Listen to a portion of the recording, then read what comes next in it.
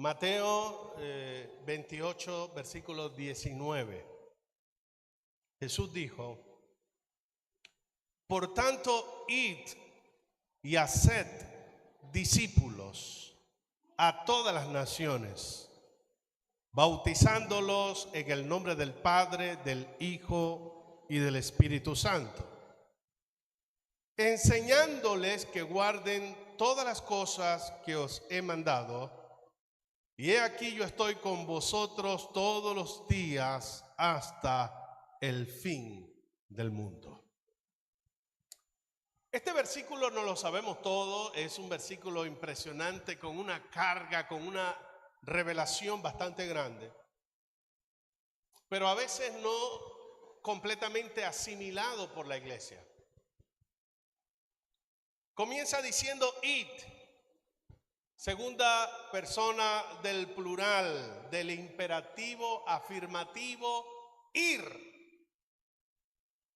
en latinoamericano, en español latino, ir. Ese ir, algunos no saben qué será una ID, no sé. ID es IR, en venezolano, en peruano y en colombiano. Ir.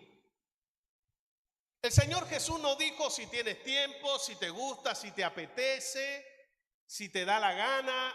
No. Es un imperativo. Él dijo ir.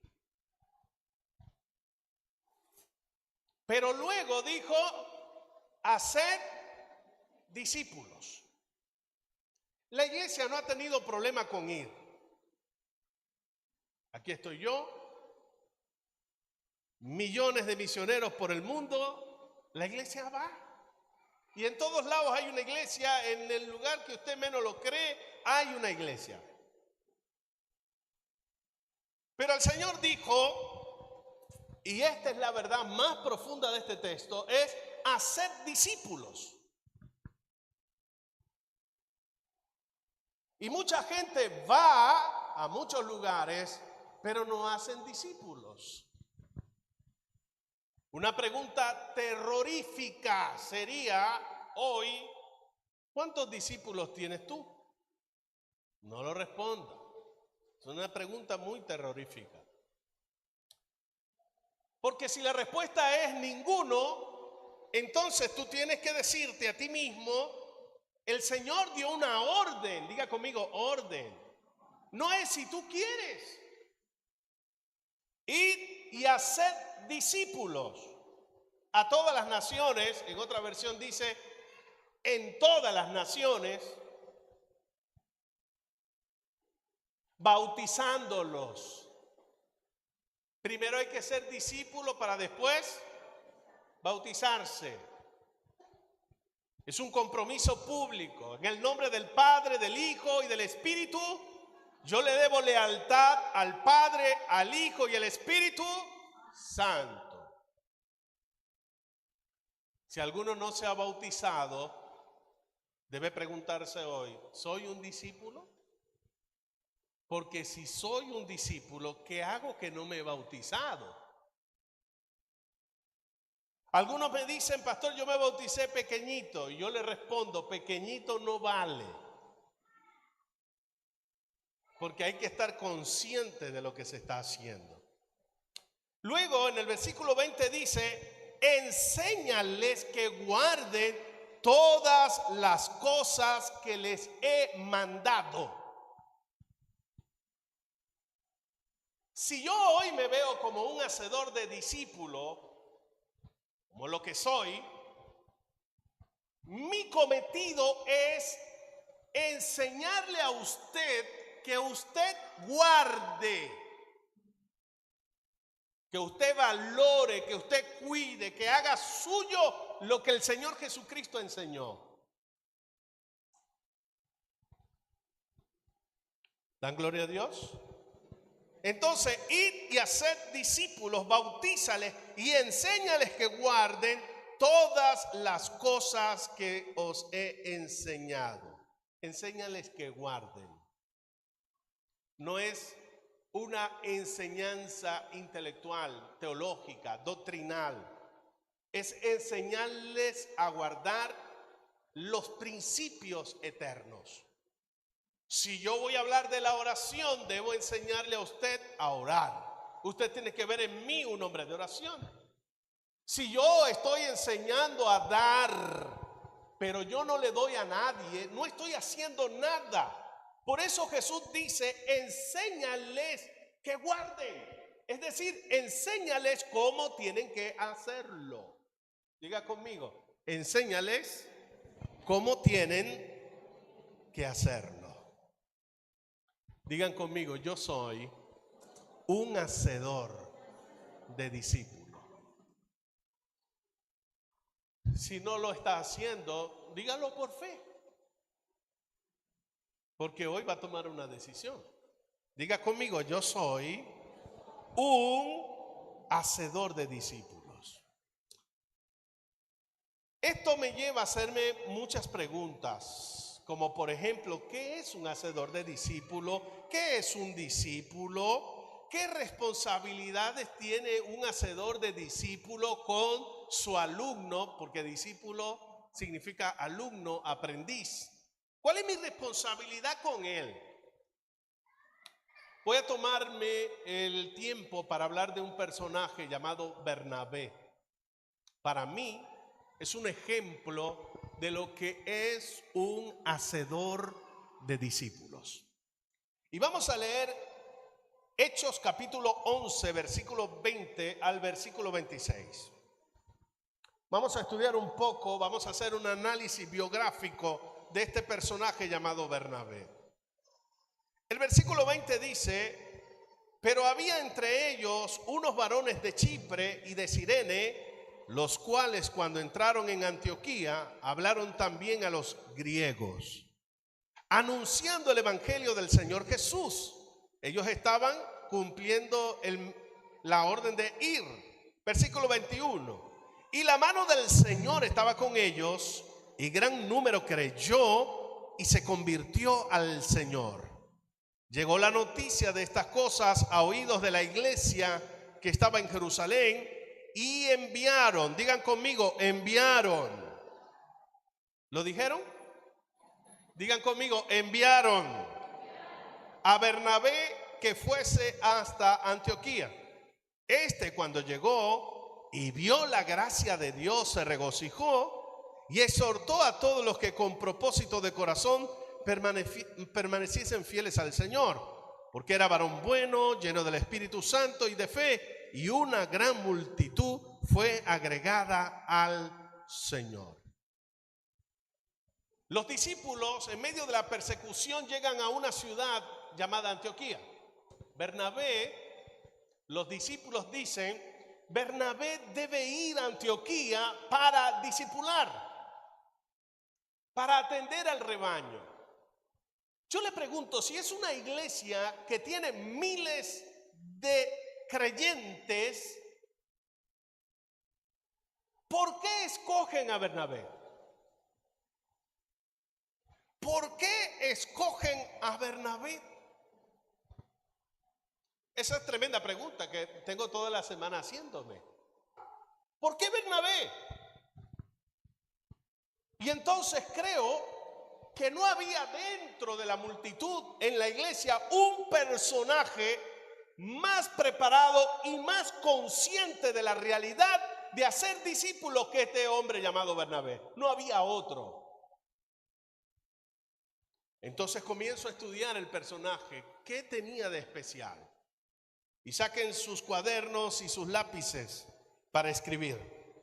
Lo primero que quiero compartirte de Bernabé es que un hacedor de discípulo es un modelo a seguir para sus alumnos. ¿Me escucharon? ¿Dónde están los hacedores de discípulos de la iglesia? Un hacedor de discípulos tiene que entender que es un modelo para los demás.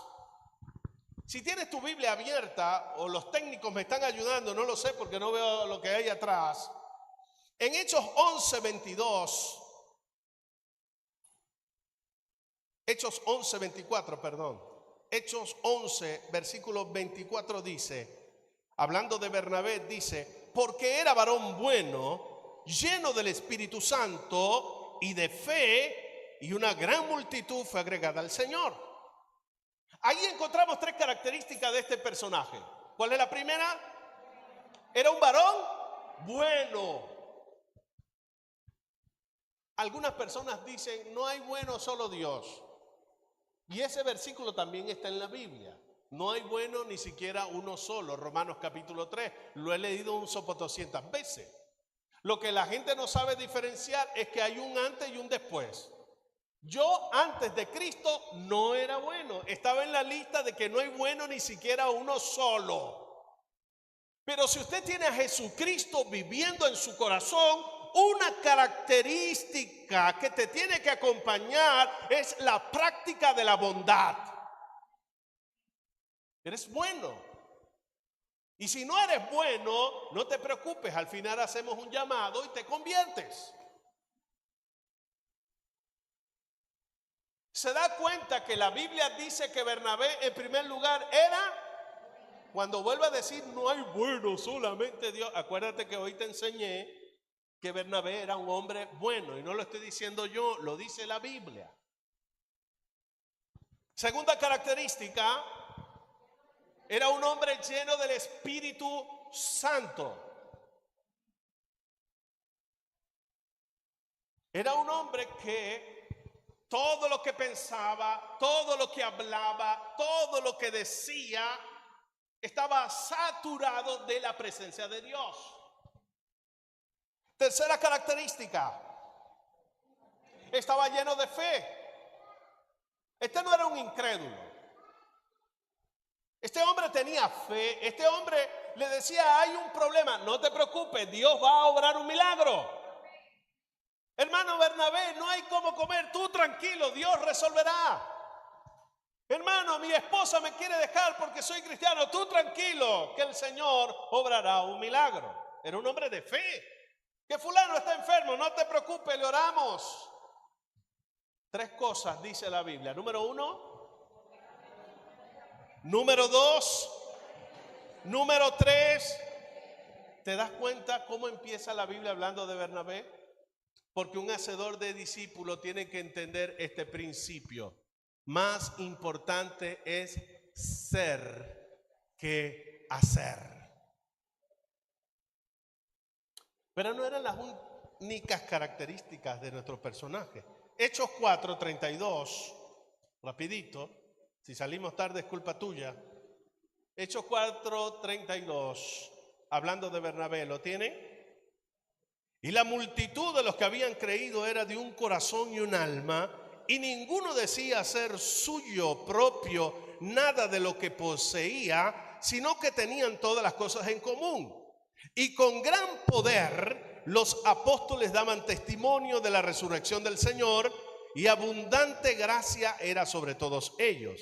Así que no había entre ellos ningún necesitado, porque todos los que poseían heredades y casas las vendían y las traían el precio de lo vendido y lo ponían a los pies de los apóstoles y le repartían a cada uno según la necesidad.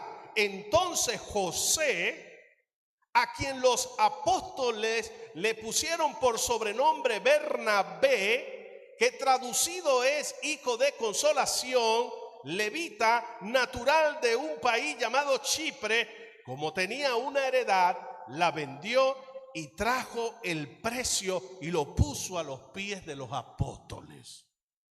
¿Qué característica sería esta? ¿Era?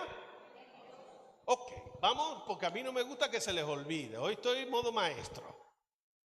Primera característica, era bueno. Diga conmigo, bueno. Número 2. Número 3. Número 4. Generoso, tan generoso que se desprendió de su casa para ayudar a los pobres. La quinta característica, ¿cuál fue el sobrenombre que le pusieron? ¿Cuál era su nombre original? ¿Qué significa Bernabé? Ahí está la quinta característica. Era un hombre que consolaba a los que estaban sufriendo. No era el típico que le decía, mira tonto, ¿qué haces tú llorando? Echa pa'lante. No, él consolaba a la gente. Él amaba a las personas, abrazaba a las personas. Era un papá. Sexta característica, Hechos 13, versículo 1. Había entonces en la iglesia que estaba en Antioquía profetas y maestros: Bernabé, Simón, que se llamaba Níger, Lucio de Cirene, Manaén, el que se había creado con Herodes el tetrarca, y Saulo. Ministrando estos al Señor y ayunando, dijo el Espíritu Santo: apartadme a Bernabé y a Saulo para la obra a la cual lo he llamado. Entonces, habiendo ayunado y orado, le impusieron las manos y le despidieron. ¿Cuál es la sexta característica? Estas se pueden abrir muchas características más, como era un hombre de oración, era un hombre de ayuno, pero quiero enfatizar algo: era un hombre sensible a la voz del Espíritu Santo. Dios le dijo: muchacho, deja tu trabajo, deja esta iglesia tan bonita donde tú te congregas y necesito que vayas de misionero. Yo no veo a Bernabé aquí diciendo: Señor, déjame ayunar 40 días más para que me confirme. O lo que algunos evangélicos llaman vellón: voy a ponerle un vellón al Señor para ver si voy o no voy. No, este tenía el oído tan afinado que sabía que el que estaba profetizando estaba siendo inspirado por el Espíritu Santo. Resumo: características de Bernabé: número 1, número 2, número 3, número 4, número 5. Entonces, un hacedor de discípulos de esperanza viva tiene un marco referente hoy. Y yo no estoy aquí para hacerle sentir mal a usted, incluso yo mismo estoy siendo confrontado. Pero como siempre en esta iglesia hacemos, cuando exhortamos, la intención no es que usted se sienta mal ni señalado, sino que ya sepa qué tiene que hacer. Ya usted de aquí tiene que saber qué tiene que hacer, porque hay una orden que tenemos que cumplir. Y le voy a decir más: a veces no cumplimos esa orden porque estamos en desorden. Ay, no, me salió en rema. A veces no cumplo esa orden porque yo digo: ¿qué le voy a enseñar a otros? Mi vida es un desastre, yo estoy todo desequilibrado, ¿qué voy a estar ayudando a nadie? No, yo necesito que me den. No, hoy tienes que tomar la determinación, porque la orden de Dios no es para un grupo selecto, sino para todos los que son lavados por la sangre de Jesucristo. Id por todo el mundo y haced discípulos. Ahora escúcheme. Su estilo de vida, el estilo de vida. ¿Por qué envían a Bernabé? ¿Sabe por qué envían a Bernabé? Porque donde Bernabé va, impacta. No hay que ser elocuente, no hay que ser el mejor predicador, no hay ni que siquiera resucitar un muerto. Pero este hombre tenía 7 características que podemos mencionar, como que era un hombre bueno, lleno del Espíritu Santo, lleno de fe, generoso, compasivo y sensible. ¿Sabe? Donde una persona con esas características llega, influencia, irradia, llama. Dígame amén. Y el Señor añadía a los que iban a ser salvos. Versículo 24. Porque era un varón bueno y lleno del Espíritu Santo y de fe, y una gran multitud fue agregada al Señor. ¿Qué fue agregada por las características que poseía Bernabé? Una gran multitud. Voy a decir algo que me incluye a mí primero que usted. Si aquí no hay una gran multitud, algo no estamos haciendo bien. Mucha gente ha venido aquí y me dice: wow, tienes una iglesia muy bonita, hay bastante gente. Es que me estás midiendo con los que están abajo. Tienes que medirme con los que están arriba, y con los que están arriba nos falta mucho. No, pero es que estás empezando. No, no estamos empezando, tenemos 7 años. Algo no estoy haciendo bien yo. Algo no estás haciendo bien tú.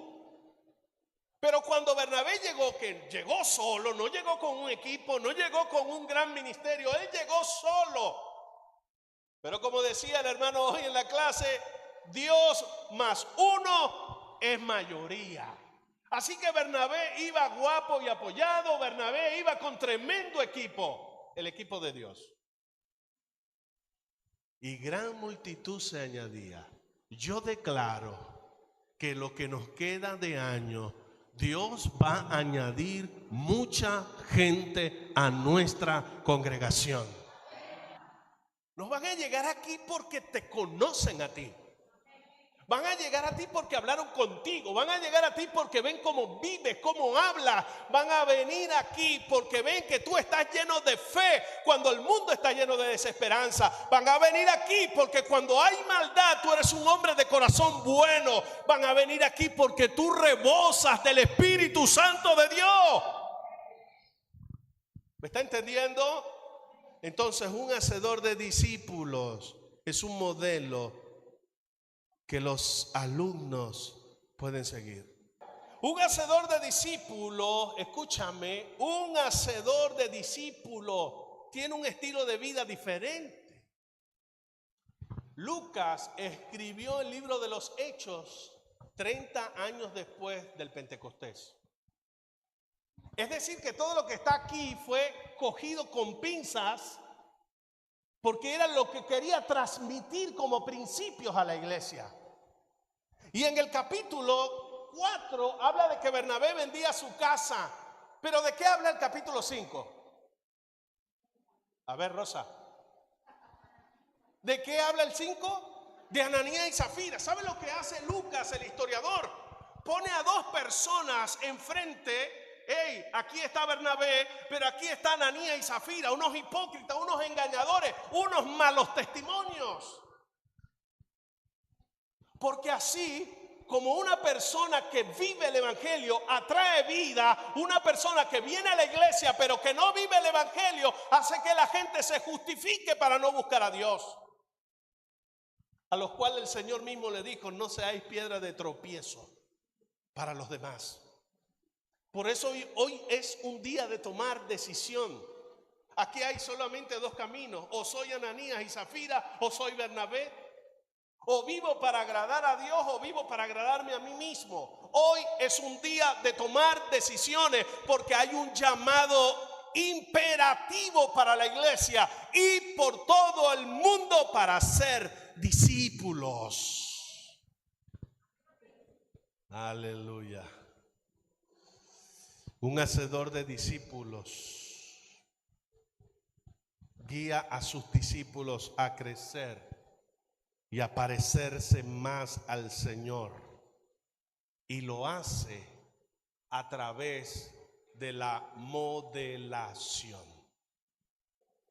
Pero esto no es cuestión de libritos, esto no es cuestión de temas, no, es algo más profundo. Y es modelación. Los líderes de Hogar Esperanza, los maestros de alimentos ligeros, alimentos sólidos, tenemos que enseñar. Este pastor tiene que enseñar. Aquí está la teoría. Estoy dándote Biblia, estoy dándote lo que la palabra de Dios enseña, pero todo el mundo está esperando algo más. Y ese algo más es, vamos a ver si él lo hace. ¿Es verdad o es mentira? Vamos a ver si él lo hace. Diga conmigo: modelación. Hay que modelar. Eso hace un hacedor de discípulo. Número 2. Un hacedor de discípulo puede ver la gracia de Dios en la vida de sus alumnos. A mí esto me impactó. Y me reta a tener un discernimiento aún más agudo cuando estoy hablando con las personas. Y tengo que ver lo que Dios ve en las personas. Mira lo que dice Hechos 11:23. Dice, hablando de Bernabé, cuando llegó y vio la gracia de Dios, se regocijó y exhortó a todos a que con propósito de corazón permaneciesen fieles al Señor. Bernabé podía ver lo que Dios estaba construyendo en la vida de las personas. Yo debo admitir que no siempre puedo verlo, que algunas veces he fallado.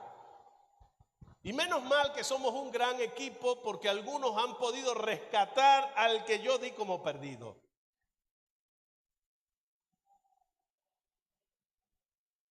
Pero un verdadero hacedor de discípulos puede ver a las personas y puede ver la gracia de Dios en su vida.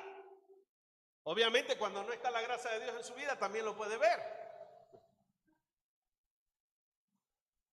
¿Están aquí?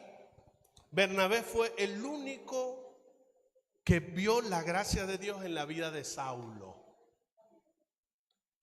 Mira, escucha, lee conmigo. Hechos 9:23 al 27. Hoy vamos a leer bastante.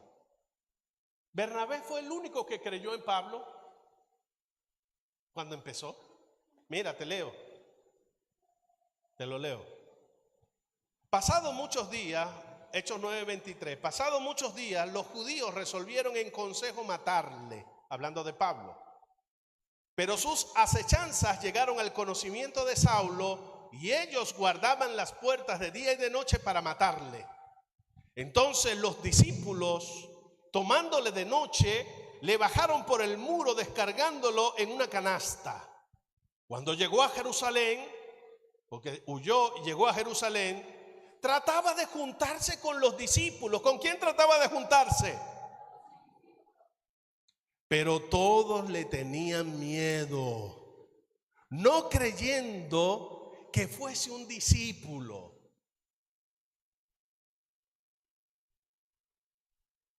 No creyendo que fuese un discípulo. Entonces Bernabé, tomándole, lo trajo a los apóstoles y les contó cómo Saulo había visto en el camino al Señor, el cual le había hablado, y cómo en Damasco había hablado valerosamente en el nombre de Jesús. A mí eso me impactó. Ahora yo le pregunto, ¿Bernabé vio cuando Saulo tuvo aquella visión? ¿Estuvo en Damasco viendo a Pablo predicar? Pero el hombre se presenta ante los apóstoles diciendo, este hombre tuvo una visión, el Señor Jesucristo se le apareció y se la pasa predicando, dando testimonio. ¿Por qué? ¿Era loco acaso? Tenía una capacidad, y era ver la gracia de Dios en la vida de las personas. Un hacedor de discípulo puede ver lo que Dios está construyendo y haciendo en el corazón de sus alumnos. No sé si pueden dar un aplauso a Dios por esto. En tercer lugar, un hacedor de discípulo proyecta al alumno al servicio a Dios y le facilita oportunidades. ¿Te das cuenta que no es solamente dar una lección? El hacedor de discípulo tiene que proyectar al alumno, no solamente a que aprenda a orar, no solamente a que rellene su diario espiritual, no solamente a que memorice un versículo mensualmente. No, tienes que proyectar a tu alumno a servir a Dios. Hey, ponte al lado mío, este domingo ponte al lado mío, porque vamos a servir al Señor. Ven conmigo al Hogar Esperanza y esta semana te voy a enseñar a hacer algo. Yo estoy predicando desde los 16 años. Obviamente yo tenía un llamado de Dios. Dios me llamó, como dice Jeremías, antes de nacer. Pero a lo mejor quizás yo hubiese comenzado el ministerio a los 30 años, quizás. ¿Qué activó que yo me dedicara al ministerio tan joven? Mis maestros de escuela dominical. Era un evangelista. Entonces mi maestro de escuela dominical, todos los días a las 12 del mediodía, él se paraba en la Plaza Bolívar de Valencia y hacía un culto. Él predicaba allí. A él nadie lo invitaba a predicar campañas, pero era un evangelista de calle. Él tenía su megáfono, tenía sus cosas y predicaba todos los días a las 12 y me decía, ven conmigo. Recuerdo mi primera vez predicando allí, estaba yo como decía mi hijo, cuando él decía, tú vas a ser pastor, mi hijo me respondía y me decía, no papá, yo voy a ser un aplaudidor. Era un niño, un aplaudidor. Entonces yo era un aplaudidor, yo estaba cantando los coritos, yo hacía bulto. Todos los días a las 12 hacía bulto, hasta que un día yo siento un empujón, me empujaron por la espalda y terminé yo 4 pasos adelante. Y escuché una voz que me dijo, te toca a ti. Recuerdo que prediqué sobre Sodoma y Gomorra y no hablemos ya de eso. Pero destaquemos lo positivo. Me empujó. Y ahí comenzó mi historia de predicador de calle. Porque me gustó. Pero este tipo era incansable. De lunes a viernes, 12 del mediodía, estaba predicando en la plaza. Centenares de personas porque es el mero centro de la ciudad. Los sábados iba a la cárcel. Así que no te imaginas lo que es una cárcel en Venezuela. Y la cárcel de Valencia es una de las peores en Venezuela, Tocuyito. Y tener que entrar con 16 años, solamente mi maestro y yo, vamos a hacerle culto a esta gente. Día domingo, el evangelista iba al hospital a las 3 de la tarde. El culto en mi iglesia terminaba a la 1. Él me llevaba a comer a su casa. Terminábamos en el hospital, habitación por habitación. Luego me decía, en esta yo y en aquella tú. Así que yo comencé mi ministerio a los 16, 17 años, no porque vi un ángel, no porque escuché una voz, no. Pero tenía un hacedor de discípulo al lado mío que me adiestró, me empujó literalmente para servir al Señor. Necesitamos hacedores de discípulo en Esperanza Viva. Tenemos que multiplicar los hogares Esperanza. Así que los que me están escuchando, promuevan a sus discípulos a servicio y provéanle oportunidades. Lee conmigo, por favor. Lee conmigo, por favor. Hechos 11, 20 al 24. ¿Lo tienes? Pero había entre ellos unos varones de Chipre y Cirene, los cuales cuando entraron en Antioquía hablaron también a los griegos, anunciando el evangelio del Señor Jesús. Y la mano del Señor estaba con ellos, y gran número creyó y se convirtió al Señor. Cuando llegó la noticia de estas cosas a oídos de la iglesia que estaba en Jerusalén, enviaron a Bernabé que fuese hasta Antioquía. Cuando llegó y vio la gracia de Dios, se regocijó y exhortó a todos a que con propósito de corazón permaneciesen fieles al Señor. Porque era varón bueno, lleno del Espíritu Santo y de fe, y una gran multitud fue agregada al Señor. Escucha, 25. Después fue Bernabé a Tarso, otra ciudad. Después fue Bernabé a Tarso para buscar a Saulo, y hallándole lo trajo a Antioquía. Bernabé asumió que tenía que hacer de Saulo un hombre de Dios. Ya lo presentó a los hermanos en Jerusalén, pero la cosa como que no cayó muy bien el muchacho. La gente le tenía como recelo, a ver hasta cuándo dura, a lo mejor se descarría. Pero Bernabé vio la gracia de Dios en él. Y cuando él está empoderado en Antioquía como el principal líder de la nueva iglesia, ¿sabe lo que hace Bernabé? Voy a viajar a Tarso y lo voy a buscar y lo voy a traer aquí, porque yo sé que Saulo tiene un llamado de parte de Dios. Eso lo hace un hacedor de discípulos. Provee oportunidades para servir. ¿Cuántos alaban la gloria de Dios? Bernabé, oye esto que voy a decir que es importante. A Bernabé no le importa, o no le importaba, ya Bernabé no existe, pero no le importaba ceder el protagonismo a Saulo. Yo me puse. Mira lo que Lucas y Pablo resaltan. Mira, escúchame. Lucas 11, 29 al 30. Lucas 11, 29 al 30. Entonces los discípulos, cada uno conforme a lo que tenía, determinaron enviar socorro a los hermanos que habitaban en Judea. Lo cual en efecto hicieron, enviándolo a los ancianos por manos ¿de quién? ¿Lo están leyendo? Aquí se fueron a otro versículo, creo. ¿Ah? ¿Por manos de quién? ¿A quién mencionan de primero? A Bernabé. Hechos 13:1. Había entonces en la iglesia que estaba en Antioquía profetas y maestros. Habían 5 en el ministerio. ¿A quién mencionan de primero?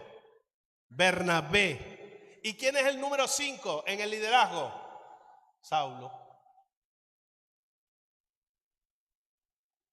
Hechos 13:1. Entonces en la iglesia que estaba en Antioquía profetas y maestros, Bernabé, Simón, el que llaman Níger, Lucio de Cirene, Manaén, el que había creado junto a Herodes tetrarca, y a Saulo. El versículo 2. Ministrando estos al Señor y ayunando, dijo el Espíritu Santo. El Espíritu Santo. ¿Qué dijo el Espíritu Santo? ¿A quién menciona primero el Espíritu Santo? A Bernabé. Ahí no hay lucha. Ahí no hay problema. ¿El líder quién es? ¿El líder quién es? Hechos 13:13. El 13:7 mejor. Hechos 13:7. Estaban con el procónsul Sergio Pablo, varón prudente. Llamando a Bernabé y a Saulo, deseaba oír la palabra de Dios. Hechos 13:13. En el capítulo 13, eso se lo predico otro día, ahí pasó una cuestión que Saulo asumió el liderazgo espiritual, porque Bernabé lo arrancó. Ahí fue el día que ungieron a Saulo desde el cielo. ¿Y qué pasó? Versículo 13:13. ¿Qué dice? Habiendo zarpado de Pafos, Pablo y sus compañeros. Le cambiaron hasta el nombre, ya lo llaman Pablo. Subió de nivel. Pero menciona ahora y sus. Ni siquiera Pablo y Bernabé, sino Pablo y sus compañeros. Hechos 13:46 en adelante. Entonces Pablo y Bernabé, hablando con denuedo, dijeron: a vosotros a la verdad era necesario que se os hablase primero la palabra de Dios. Lo voy a dejar hasta allí porque quería destacar Pablo y Bernabé. Hechos 13:50.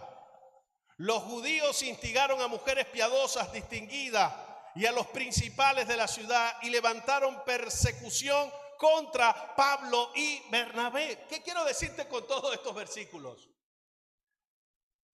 Que la sociedad de Pablo y Bernabé comenzó. ¿Quién era el líder?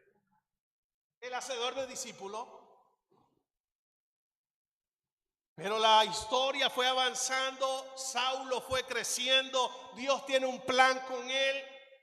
Y luego, ¿cómo termina esto? Pablo y Bernabé. Y yo veo aquí algo tremendo, porque el gozo de un hacedor de discípulos es que su alumno pueda crecer tanto que pueda hacer cosas mayores que él mismo. Esto tiene que quedar grabado en el corazón de los hacedores de discípulos de esta iglesia. Porque después, ¿para dónde vas? Para tú, para allá abajo. Uno te enseña y ya quiere saber más que uno.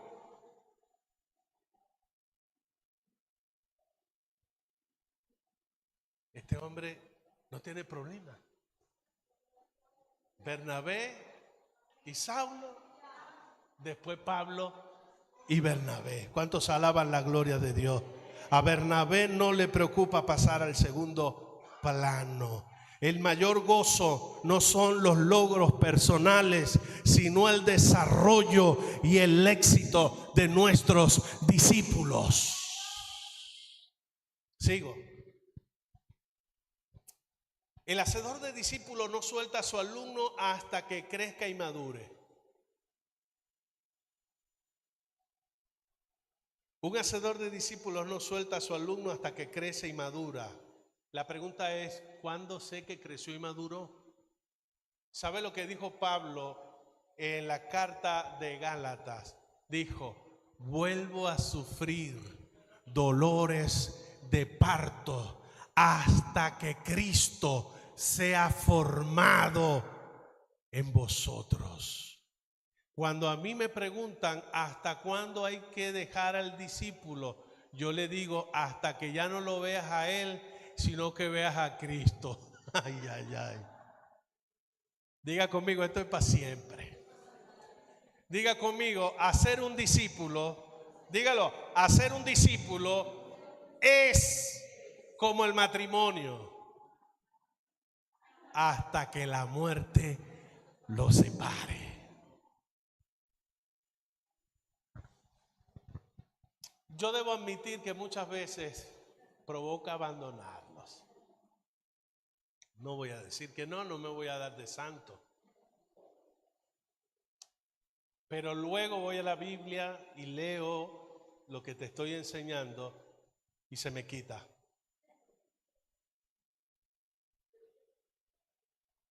Se me quita. Mira esto, acompáñame. Hechos 13 del 1 al 5. Hechos 13 del 1 al 5. ¿Lo tienes? Bueno, ya del 1 al 3 ya lo leímos. Está cuando llama que vayan a misiones. Vamos a leer desde el 4.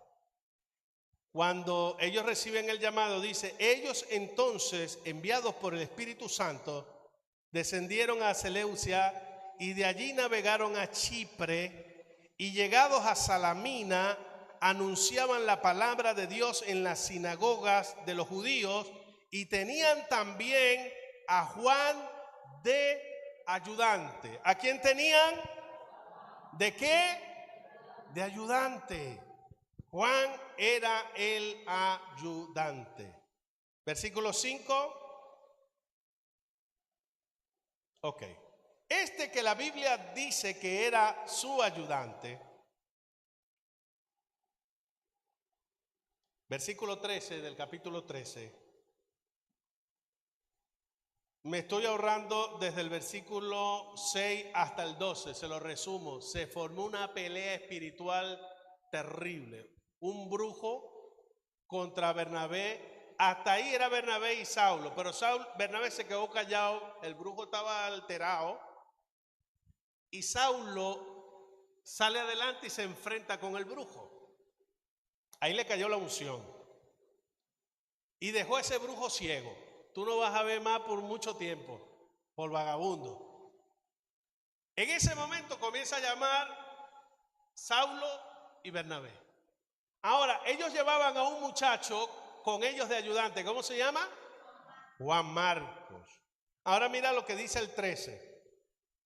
Habiendo zarpado de Pafos, Pablo y sus compañeros arribaron a Perge de Panfilia, pero Juan, apartándose de ellos, volvió a Jerusalén. En pocas palabras, Juan Marcos no aguantó la mecha.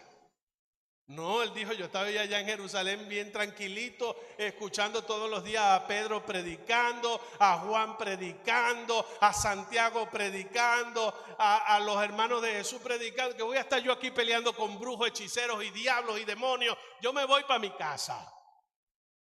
Y Pablo dijo, está bien, tú te quieres ir, vete. Terminó el primer viaje misionero, todo un exitazo. Bernabé y Saulo. Y el primer viaje misionero terminó, Pablo y Bernabé, pero empieza el segundo proyecto. Vamos a leerlo. Hechos 15:36. Después de algunos días, Pablo dijo a Bernabé, después de algunos días, Pablo le dijo a Bernabé, volvamos a visitar a los hermanos de las ciudades en que hemos anunciado la palabra del Señor para ver cómo están. El segundo viaje misionero. Y Bernabé quería, ¿qué quería Bernabé? Que llevasen consigo a Juan, el que tenía por sobrenombre Marcos.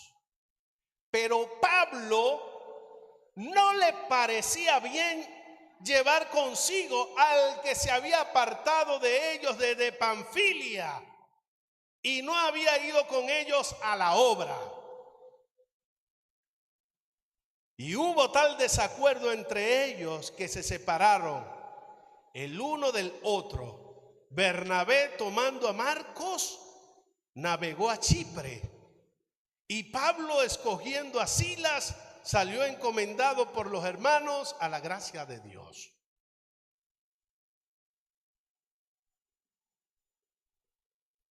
Esto es tremendo, porque Pablo y Bernabé era una especie de Batman y Robin. Y eso se acabó por un desertor que se llamaba Juan, que se rajó en el momento que vio el brujo, como un endemoniado, y que la gente se vaya corriendo.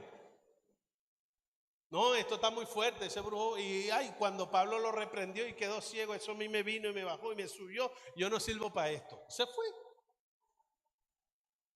Pero Juan Marcos no contaba con la astucia de Bernabé. Y es que Bernabé, como hacedor de discípulos, a ver, ¿qué voy a decir ahora? ¿Qué tenía esa cualidad especial que tenía Bernabé? Veía la gracia de Dios. Juan Marcos decía, yo no sirvo para esto. Pero Bernabé decía, no, yo puedo ver la gracia de Dios en ti. Yo veo un predicador, yo veo un hombre fuerte, y vamos otra vez. Está bien, yo voy.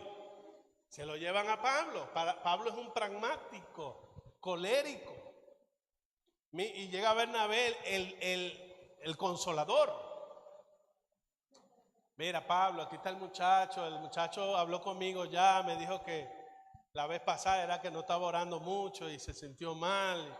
Y bueno, un pecadito que tenía por ahí escondido también, y cuando vio el endemoniado se asustó, pero dice que ya está bien con Dios. Vamos a llevárnoslo, vamos a darle una segunda oportunidad. Y Pablo, no. A mí el que me la hace una vez, no me la hace dos veces. Ese caballero conmigo no tiene vida. Es un Pablo venezolano. Ese no va para el baile. Ese nunca más vuelve con nosotros. Y allí el consolador se le sube la sangre también. Por primera vez Bernabé se molesta. Mira, así era Pablo. Que la gente le echa la culpa al pobre Marcos. Es que andar con Pablo no es fácil. No era fácil. Imagínate que Dios le pone a Bernabé por algo. Era un consuelo total. Pero ahora Bernabé se molesta y le dice, ¿sabes qué, Pablo? Tú estás equivocado. Y como yo estoy viendo en este muchacho lo que tú no puedes ver, y estoy seguro que ni siquiera él ve, pero yo sí lo estoy viendo. Puedo ver la gracia de Dios en él. Y te digo más, no lo voy a dejar. Y si tú no lo quieres a él, tampoco me quiere a mí. Y Pablo le respondió y le dijo, bueno, ¿acaso ni que quería? Quédate con tu Juan Marcos, a ver si te va bien. A ver qué sacas de eso. Yo me voy con Silas. Y sabe, esta semana estudiando, me llama la atención algo. ¿Dónde se raja Juan? ¿Dónde se llena de temor y se regresa? ¿En qué lugar del mundo estaba? Estaba en Chipre. Y la Biblia dice que Bernabé se separa de Pablo y le dice a Juan Marcos, nosotros vamos a viajar también, nos vamos para Chipre. Es algo interesante. Donde te rajaste te voy a llevar, porque allí vas a comenzar a restaurar tu vida y tu ministerio. Este hombre era extraordinario. Bernabé era extraordinario. Vamos a empezar otra vez de cero. Lección número 1, Chipre. Vamos a buscar, esto ya es especulación mía, vamos a buscar el brujo ese que quedó ciego y le vamos a orar para que le devuelva la vista. Ahora, escúcheme. ¿Por qué Bernabé hace esto? Yo le pregunto a usted, ¿se equivocó? ¿Qué piensas? Porque desde el capítulo 4 todo es Bernabé, Saulo, Bernabé, Saulo, Bernabé, Saulo, hasta el 15, no aparece más Bernabé en la Biblia. ¿Se equivocó? Si se hubiera quedado con Pablo, ¿qué no hubieran hecho? Esto que estoy haciendo es lógica, razonamiento. ¿Se equivocó? Él entiende como hacedor de discípulos que no se puede dar por vencido con un discípulo. Ahora, yo te voy a demostrar que no se equivocó. ¿Cómo vas a dejar a Pablo? Pablo es la proyección, Dios mío. Pablo es la última Coca-Cola del desierto. Ahora escúchame. Te voy a leer 4 versículos que me enseñaron a mí que Pablo estaba equivocado y que Bernabé tomó la mejor decisión. Colosenses 4, versículo 10. Pablo escribe desde la cárcel. Aristarco, mi compañero de prisiones, os saluda. Y Marcos, el sobrino de Bernabé, acerca del cual habéis recibido mandamientos, si fuere a vosotros, recibidle.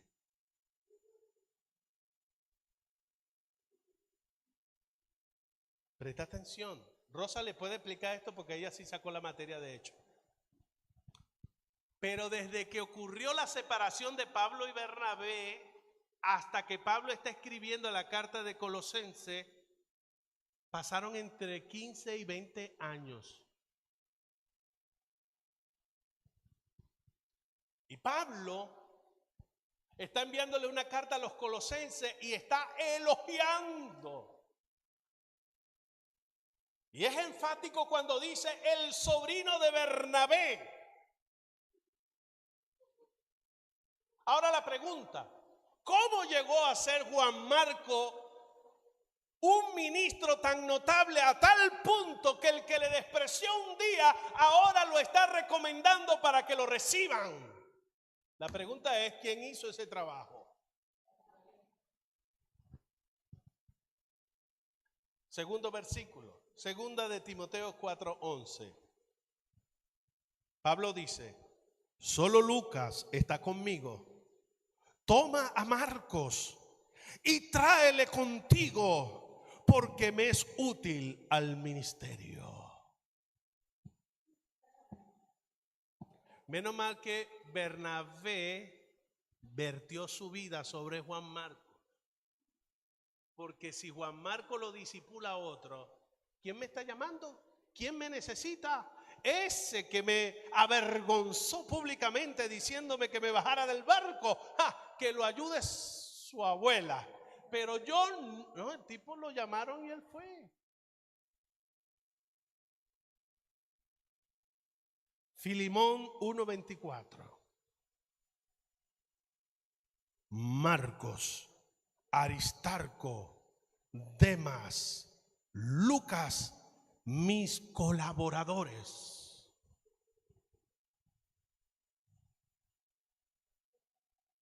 Y el último que habla de Juan Marcos no es Pablo. De los 4 versículos, 3 son del que lo rechazó. El cuarto es el apóstol Pedro, primera de Pedro 5:13. Pedro dice, la iglesia que está en Babilonia, elegida juntamente con vosotros, y Marcos, mi hijo, os saluda. Los dos grandes del libro de los Hechos, los dos grandes, es Pedro y Pablo. Y ese muchacho llamado Juan Marcos se convirtió en el hijo de estos dos grandes hombres de Dios. ¿A quién creen ustedes que le deben eso?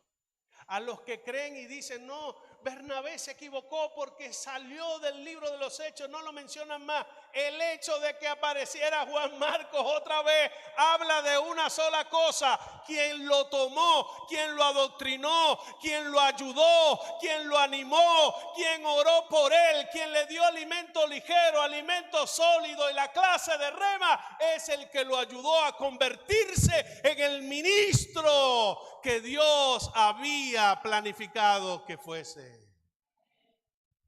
Y por último, la guindilla. La guindilla es esta. ¿Cuáles son los 4 evangelios? Mateo, Marcos, Lucas. ¿Quién cree usted que es ese Marcos que escribió el evangelio de Marcos? Este Marcos. Este Marcos es ese Marcos. Le voy a decir más. Los evangelios no fueron escritos de manera paralela. ¿Sabe cuál fue el primer evangelio escrito? Marcos. Mateo, Juan, Lucas, en especial Mateo y Lucas, tomaron a Marcos como referencia. ¿De dónde escribe Marcos si él no era discípulo de Jesús? ¿De quién? ¿Cuál fue el último versículo que leí? Primera de Pedro. Marcos, mi hijo. Pedro le da el privilegio a su hijo de escribir todas las experiencias que él había vivido con Jesús. ¿Qué quiero decirte con todo esto? Que no hay que dar por perdido a ninguno. Que no sabemos hasta dónde pueden llegar nuestros discípulos. Que nuestra meta es que los discípulos sean más grandes que nosotros. Si mis discípulos son más pequeños que yo, si soy un ególatra, pues me sentiré siempre bien. Mira, son menos que yo, siempre dependerán de mí. Pero eso significa que lo que he hecho es tan pequeño y tan minúsculo que no marcará a nadie en la historia. Pero cuando ellos lleguen y sean más que yo, ese será el verdadero triunfo, el verdadero logro y el verdadero éxito. Mi sueño es que ustedes puedan llevar la visión de Esperanza Viva hasta lo último de la tierra, que sean una iglesia que busca, que ama, que consuela y relaciona al mundo que sufre con el Salvador, con el Rey de Reyes y Señor de los Señores. Id y haced discípulos a todas las naciones.